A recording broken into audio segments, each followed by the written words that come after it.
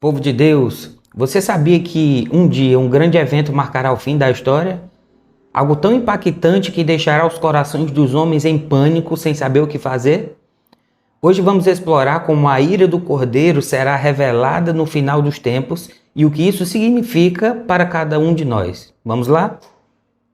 Em Apocalipse 6, vemos algo surpreendente. A Bíblia descreve os eventos dos últimos dias, quando a ira do Cordeiro, Jesus Cristo, se manifestará de forma inesperada. O que será daquelas pessoas que, ao verem esses eventos, percebem que estão perdidas? A palavra de Deus diz que, mesmo com toda a informação sobre a vinda de Cristo, muitos estarão em pânico. Eles exclamam: quem poderá subsistir? Apocalipse 6,17. A verdade é que, apesar do evangelho ser pregado a todas as nações, muitos se recusam a aceitar, e é essa rejeição que levará à sua queda. E é justamente isso que vamos entender hoje, como a história de Noé nos ensina a lidar com essa surpresa do fim. Quando Jesus fala sobre sua vinda, ele nos alerta que será como nos dias de Noé, quando ninguém acreditou na mensagem do profeta, apesar de ele ter pregado por 120 anos. O dilúvio não foi uma surpresa pela falta de informação, mas pela falta de fé. Jesus usa essa história em Mateus 24, 36 a 44, para nos ensinar que mesmo com o anúncio da sua vinda, muitos estarão despreparados. Infelizmente, como em Noé, nos dias de hoje vemos o mesmo comportamento. Em 2 Pedro 3, Pedro diz que nos últimos dias virão escarnecedores, andando segundo suas próprias paixões e dizendo: onde está a promessa da sua vinda? E essa zombaria só vai aumentar. A cada ano que passa, a incredulidade se espalha mais e as pessoas se tornam mais despreocupadas, achando que nada acontecerá. Mas assim como o dilúvio, o fim será repentino. Para os que não estiverem preparados, será tarde demais para correr atrás. Eu sei, amigos, é fácil olhar para os mais de 2000 anos desde que Jesus prometeu voltar e questionar: será que essas profecias são verdadeiras? Será que ele vai mesmo voltar? Mas o que temos que entender é que a demora, entre aspas, de Jesus é uma oportunidade de graça. Pedro nos explica em 2 Pedro 3,9 que Deus não demora, mas é paciente, não querendo que ninguém se perca, mas que todos cheguem ao arrependimento. A demora é, na verdade, uma chance para mais pessoas se arrependerem e se prepararem. No entanto, a nossa percepção de tempo é limitada e para muitos a vinda de Cristo será como um piscar de olhos, sem mais tempo para se preparar. E essa é a mensagem que nós temos hoje. Não importa o quanto o mundo zombe da promessa da volta de Jesus, a verdade é que ele voltará e nós devemos estar prontos. Não espere até que o céu se rasgue para clamar por salvação. Comece hoje. Portanto, meus amigos, a vinda de Cristo não será uma surpresa para quem está atento e preparado, mas sim para os que ignoram os sinais. Será um grande susto. A ira do Cordeiro será revelada, mas a boa notícia é que, enquanto há tempo, podemos nos arrepender, nos entregar a Jesus Cristo. É o desejo do seu coração entregar sua vida a Jesus Cristo? Coloque aqui na mensagem aqui embaixo: eu entrego a minha vida a Jesus Cristo. Dia de domingo a gente está acostumado a colocar nos comentários feliz semana, né? Mas eu faço esse apelo para você. Coloque nos comentários: eu entrego a minha vida a Jesus Cristo. Que Deus te abençoe. Medite na letra da canção e não vai embora não, que a gente já retorna, tá bom? Quando outra estiver empolgada agora, podendo se abrirem onde vais estar. As histórias de outrora tão cheias de dor são ecos de um tempo que fala do amor de um Deus que alertou, que chorou por nós, que nos deu sua palavra em tantas vozes e tons.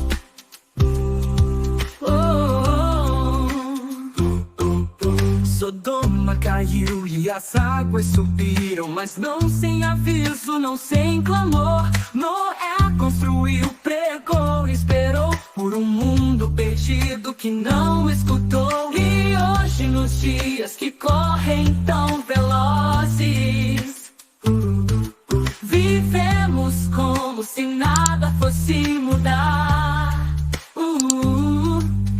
outra voz ainda chama, ecoa e clama: prepara-te, ó filho, pois breve eu vou voltar.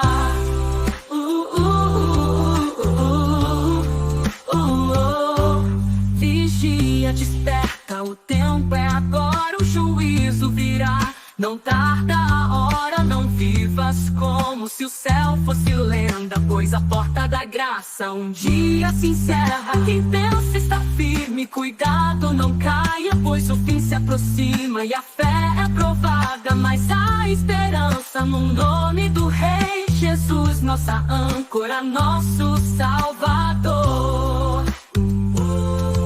A ira do Cordeiro não é o fim, é justiça para um mundo que rejeitou o sim. Mas ao que crê, ele é libertação. O Cordeiro que venceu traz salvação. Então prepara o coração, irmão, pois o céu se abrirá como uma canção. Muitos zombam da promessa, dizem ele não virá. Vivem no conforto de uma fé que não está. Esquecem o dilúvio como se fosse lenda. Mas a palavra grita firme, verdadeira e tremenda. Como foi nos dias de Noé, assim será no fim.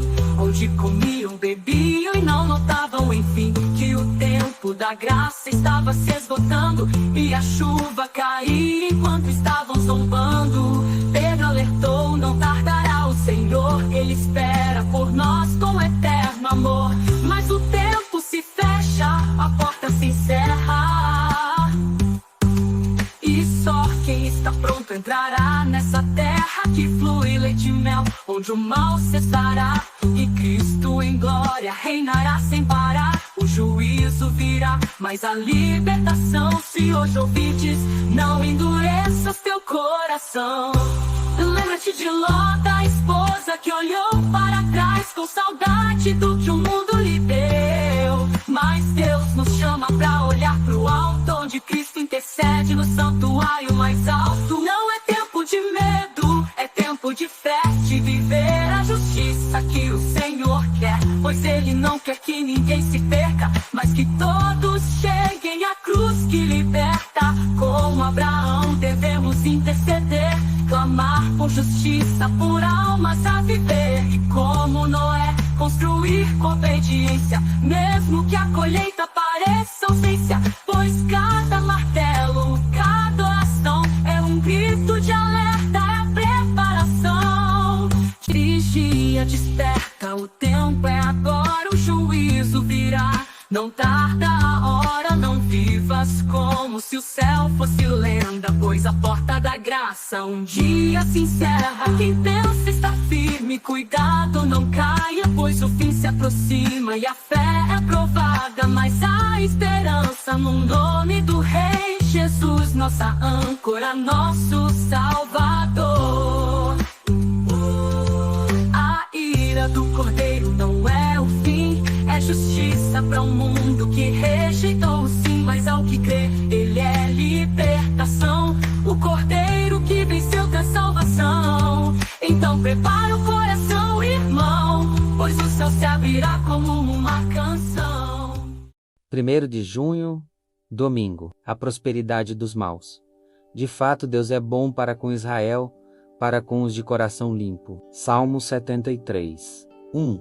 O Salmo 73 é um texto ousado e honesto, que aborda a dor do necessitado ao ver a prosperidade dos maus.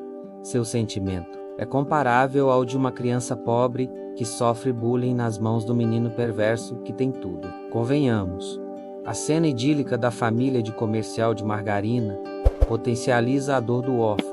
É como rasgar dinheiro na frente do pobre. São os recortes da história que dão a sensação de que pessoas, mas não partilham das canseiras dos mortais. Nem são afligidos como os outros. A angústia nem sempre permite reflexões sóbrias, do tipo, mas também tem seus dilemas. Por isso o Salmo é admirável, pois descreve a sinceridade de quem está sofrendo. Em só refletir para compreender isso, escreveu o autor: achei que a tarefa era pesada demais para mim. A inflexão do salmista vai até o momento em que ele entra no santuário de Deus, isto é, quando inicia sua comunhão com o Pai e descobre o fim e o juízo dos ímpios. Contudo, não é isso que lhe traz alívio. Ele não busca vingança. O alívio é saber que Deus está no controle da história e que a justiça prevalecerá. Alguns por certo dirão: isso é verdade. Veja o triste fim de homens perversos, como Herodes, Hitler, Stalin e Mao Tse-tung. Porém, homens bons também tiveram uma morte trágica, como Jesus, Paulo e Pedro. Onde está a justiça nisso? E o que dizer dos ditadores que morreram sem pagar pelos crimes que cometeram? Estaria o salmista iludido ao achar que o fim dos ímpios iria desmascarar a aparente prosperidade deles. A resposta está em 2 Pedro 3:13. Nós, porém, segundo a promessa de Deus, esperamos novos céus e nova terra, nos quais habita a justiça. Não espere justiça neste mundo. Há momentos em que um anjo fere Herodes e liberta Pedro, mas há outros em que Cristo é crucificado, enquanto Caifás é mantido no poder. O apóstolo João escreveu: sabemos que somos de Deus e que o mundo inteiro jaz no maligno. Se a justiça que você aguarda ainda não veio, continue esperando no Senhor. Mesmo que não a testemunhe nesta vida, ela virá. E, se permanecer fiel, você não somente verá o triunfo do bem, como participará da herança de Deus. Vamos orar depois dessa belíssima meditação?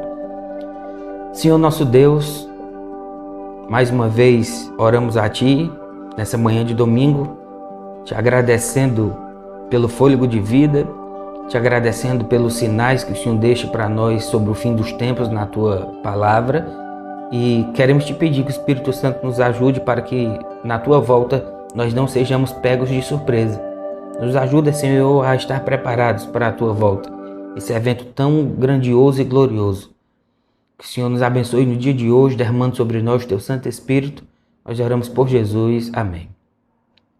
Filho e filha de Deus, chegamos ao fim da lição de domingo. Pedimos que você nos ajude curtindo o vídeo, deixando seu comentário aqui embaixo. Você já sabe qual é o comentário que tem que deixar.